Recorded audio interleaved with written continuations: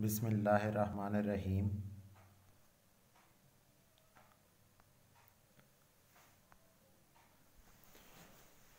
तो today we are going to discussing the sub phylum crustacea.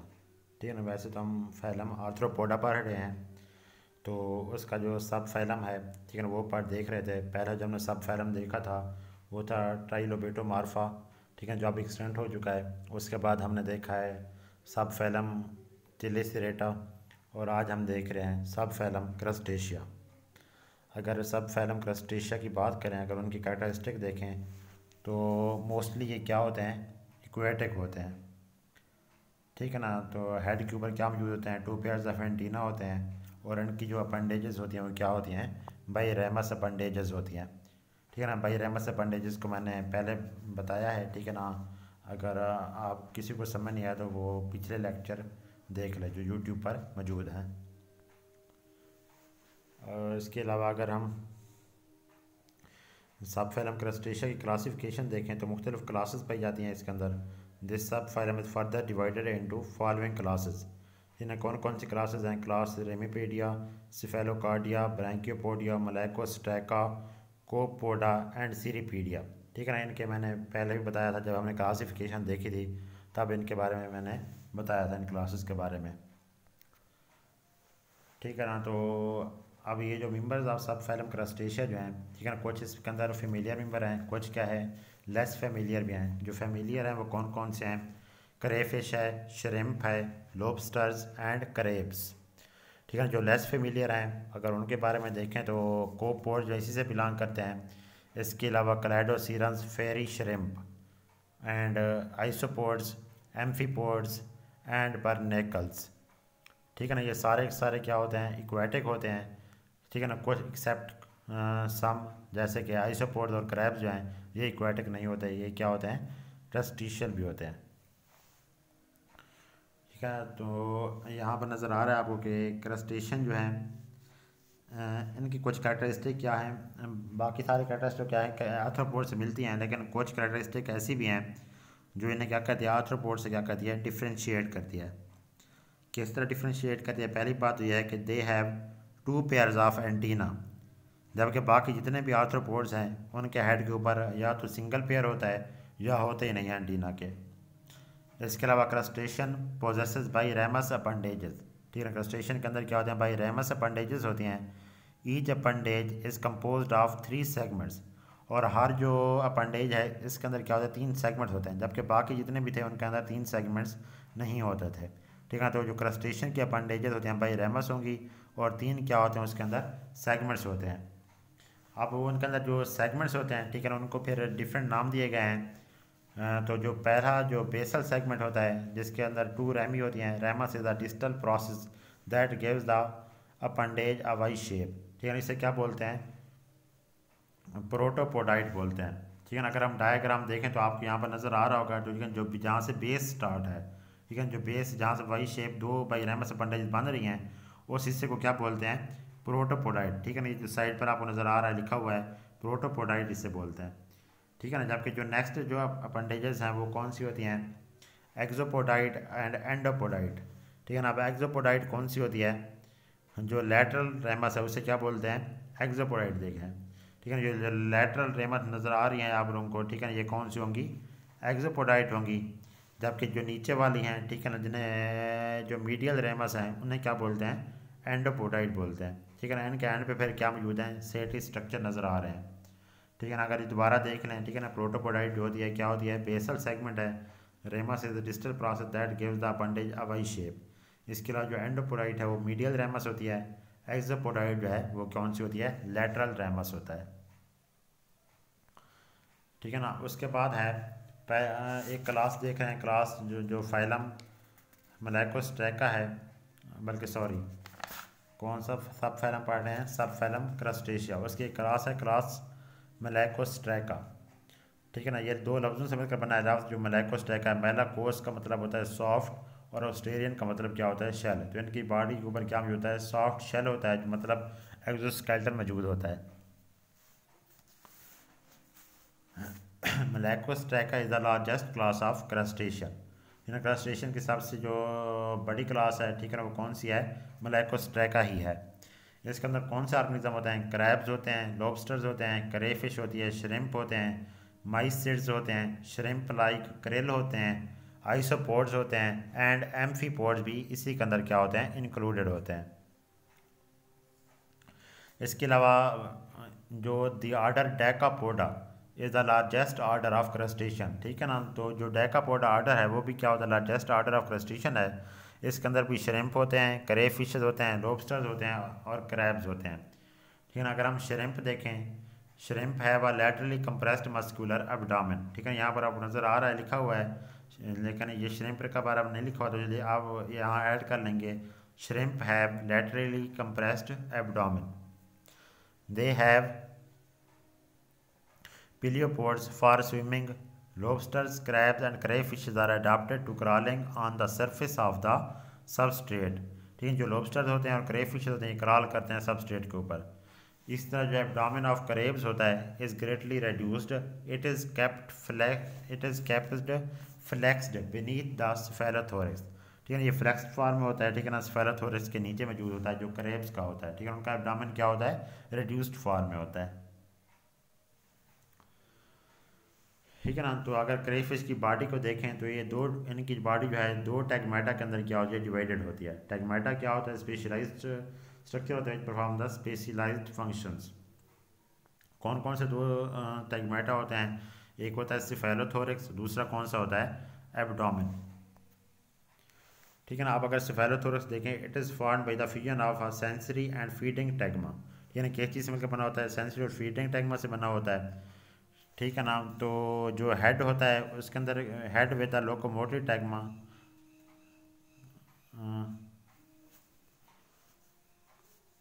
ठीक है ना, हेड के ऊपर क्या मौजूद होता है, लोकोमोटिव टैगमा होता है जिसे थोरैक्स बोलते हैं, और जो सेंसरी टैगमा होता है, ठीक है, उसे क्या बोलते हैं, फीडिंग टैगमा, वो हेड के ऊपर मौजूद होते हैं, ठीक है ना। आई थिंक समझ आ गया होगा आप लोगों को, ठीक है ना। नेक्स्ट जो बात पढ़नी है वो है this exoskeleton of cephalothorax extended laterally and ventrally. It forms a shield like carapace, ठीक है ना। carapace के बारे में हमने पहले पढ़ा था, एक कवरिंग होती है, ठीक है ना, आउटर साइड पर, जिसे carapace बोलते हैं, ठीक है ना। दूसरा जो इसका पार्ट होता है विस्टोसोमा होता है, या एब्डोमेन भी बोलते हैं। The abdomen is posterior to the cephalothorax. It has locomotory and visceral functions, ये मतलब लोकोमोशन में भी इन्वॉल्व होता है, और विजरल फंक्शन मतलब विजरल ऑर्गन्स होंगे तो विजरल फंक्शन में भी क्या होगा, इन्वॉल्व होगा। It takes the form of a muscular tail in crayfishes, करे फिशेस के अंदर ये एंड पर क्या बनाता है, टेल बना देता है, ठीक है ना, जिसे फिर क्या बोलते हैं, टेल्सन भी बोलते हैं, ठीक है ना। पीछे हमने पढ़ा था टेल्सन के बारे में भी। इसके साथ ही अगर हम इनके अपेंडेजेस देखें करे फिशेस की, तो paired appendages are present in both body regions, ठीक है ना। फर्स्ट पेयर जो होता है, जो फर्स्ट टू पेयर जो होते हैं अपेंडेजेस को, उन्हें एंटीना बोलते हैं। नेक्स्ट मैंडिबल्स होते हैं, मैक्सिला होते हैं, मैक्सिली पीड्स होते हैं, पेरियोपोड्स होते हैं, पिलियोपोड्स होते हैं, और क्या होते हैं, यूरोपोड्स क्या होती हैं, सारी की सारी अपेंडेजेस इनकी बॉडी पर क्या होती है, मौजूद होती हैं, ठीक है ना। तो ये डायग्राम अगर इनकी गौर से देखेंगे आप, तो फर्स्ट जो दो पेयर हैं वो कौन किस चीज़ के हैं, एंटीना के हैं, ठीक है ना। तो इसके साथ ही फिर एंटीना के साथ ही क्या मौजूद है, मैंडिबल मौजूद है, ठीक है ना। अब जो मैंडिबल का फंक्शन होता है वो किस चीज़ में इन्वॉल्व होता है, associated with the chewing and grinding of food, ठीक है ना। ये क्या करते हैं, फूड को ग्राइंड भी करते हैं और च्यूइंग करते हैं, ठीक है ना। तो जो थर्ड पेयर होता है वो मैंडिबल को होता है। जो फोर्थ और फिफ्थ पेयर होता है अपेंडेजेस का, उसे क्या बोलते हैं, मैक्सिला बोलते हैं, ठीक है ना। ये मैंडिबल के साथ ही आपको मैक्सिला नज़र आ रहे हैं, ठीक है ना। तो ये भी किस चीज़ में इन्वॉल्व होते हैं, फूड हैंडलिंग में। The second maxilla bear the gill, ठीक है ना। जो दूसरा मैक्सिला होता है उसके ऊपर क्या होता है, गिल होता है। इसके ऊपर एक ब्लेड लाइक स्ट्रक्चर होती है जिसे क्या बोलते हैं, स्कैफोगनेथाइट बोलते हैं, ठीक है ना, जिसे क्या बोलते हैं, स्कैफोगनेथाइट। ये आपको स्कैफोगनेथाइट नज़र आ रहा है। अब जो स्कैफोगनेथाइट जो है ये किस चीज़ में इन्वॉल्व होती है, it use for circulating the water over the gills, ठीक है ना। वाटर को क्या करेगा, सर्कुलेट करेगा, ठीक है ना, गिल्स के ऊपर, ताकि गैसेस एक्सचेंज हो सके, ठीक है ना। तो मैक्सिला के बाद कौन सी होती हैं, मैक्सिली पीड्स होती हैं। The 6 to 8 cephalothoracic appendages are called maxillipeds, ठीक है ना। 6, 7 और 8 जो अपेंडेजेस हैं उन्हें मैक्सिली पीड्स बोलते हैं। ये किस चीज़ में इन्वॉल्व होते हैं? एसेसरी सेंसरी स्ट्रक्चर्स बनाते हैं एंड फूड हैंडलिंग अपेंडेजेस हैं। और जो लास्ट दो पेयर होते हैं इनके, उनके ऊपर क्या मौजूद होते हैं? गिल्स मौजूद होते हैं। ठीक है ना। तो इसके साथ ही अगर नेक्स्ट हम देखें तो कौन सी मौजूद होती हैं? पेरियोपोड्स। ठीक है, जो इनकी थोरेसिक अपेंडेजेस हैं 9 से लेकर 13 तक, उन्हें क्या बोला जाता है? पेरियोपोड्स बोलते हैं। और जो फर्स्ट पेरियोपोड होता है उसे क्या बोलते हैं? चिलीपीड्स। ठीक है ना। It is in large and chelates pincer like used in defence and capturing of food. ठीक है ना। ये जो किस चीज़ में इन्वॉल्व होती है? डिफेंस में भी इन्वॉल्व होती है और कैप्चरिंग ऑफ फूड में क्या होती है? इन्वॉल्व होती है। नेक्स्ट जो है वो है पीलियोपोड्स। ठीक है ना। पीलियोपोड्स जो हैं, ठीक है ना, all except the last pair of appendages of the abdomen are called pleopods. अब जो एब्डोमेन के ऊपर जितनी भी मौजूद होती है उन्हें क्या बोलते हैं? पीलियोपोड्स बोलते हैं। ये किस चीज़ में इन्वॉल्व होती हैं? स्विमिंग के लिए। In males the first two pairs of pleopods are modified in gonopods. ठीक है ना। ये गोनोपोड्स के तौर पर एक्ट कारी होती हैं। मतलब ये क्या करती हैं? Use for the sperm transfer in the female. अगर फीमेल की बात करें, in females developing eggs attach to the pleopods. ठीक है ना। फीमेल के अंदर जो डिवेलपिंग एग्स होते हैं वो किस चीज़ के साथ अटैच हो जाते हैं? पीलियोपोड्स के साथ। Embryos are brooded in till hatching. ठीक है ना। यहाँ पर जो एम्ब्रियो होते हैं ब्रूड होते हैं हैचिंग के वक्त तक।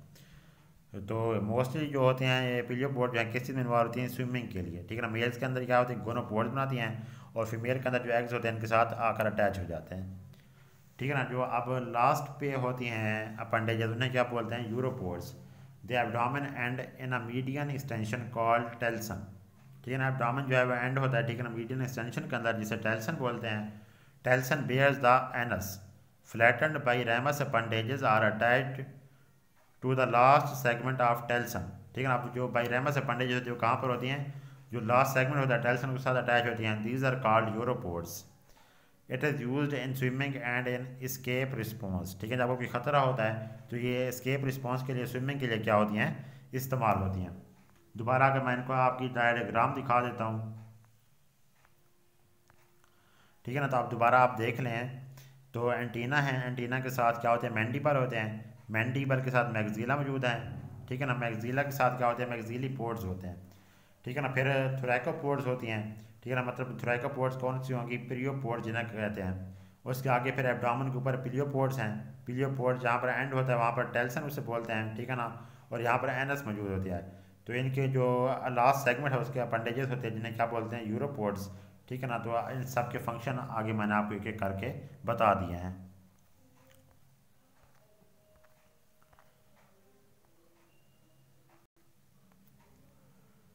ठीक है। यूरोपोड्स पढ़ लिया था। तो नेक्स्ट जो है वो हम इनकी एवोल्यूशन ऑफ अपेंडेजेस के बारे में अगर देखें, ठीक है। न्यूट्रिशन से पहले एक और बात मैं आपको बता देता हूँ कि इनकी एवोल्यूशन कैसे होती है। All the crustacean appendages except the first antenna evolve from ancestral biramous form. ठीक है ना। सारी की सारी कैसे इवॉल्व हुई हैं? बाई रेमस फॉर्म से। Their embryological development is the evidence of it. They arise as simple two branch structure during the development. मतलब ये कि जब डिवेलप हो रही होती हैं तो ब्रांच स्ट्रक्चर्स में होती हैं। The appendages of crayfish are homologous structure.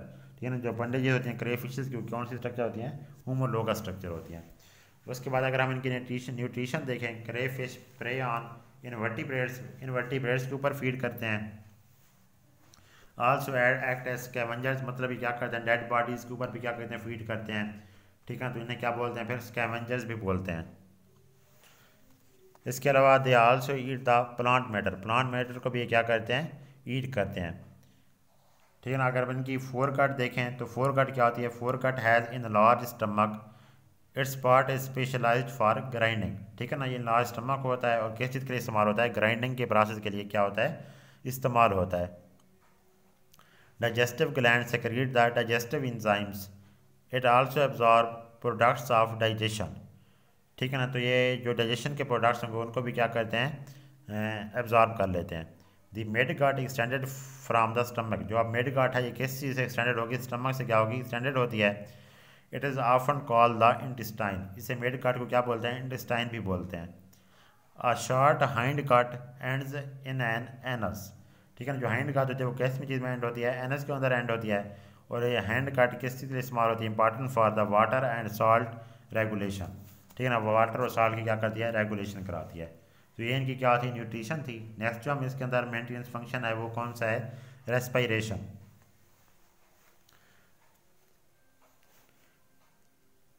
ठीक है ना। Gills of a crayfish attach to the basis of cephalothorax appendages. ठीक है ना, हमने पहले पढ़ा था।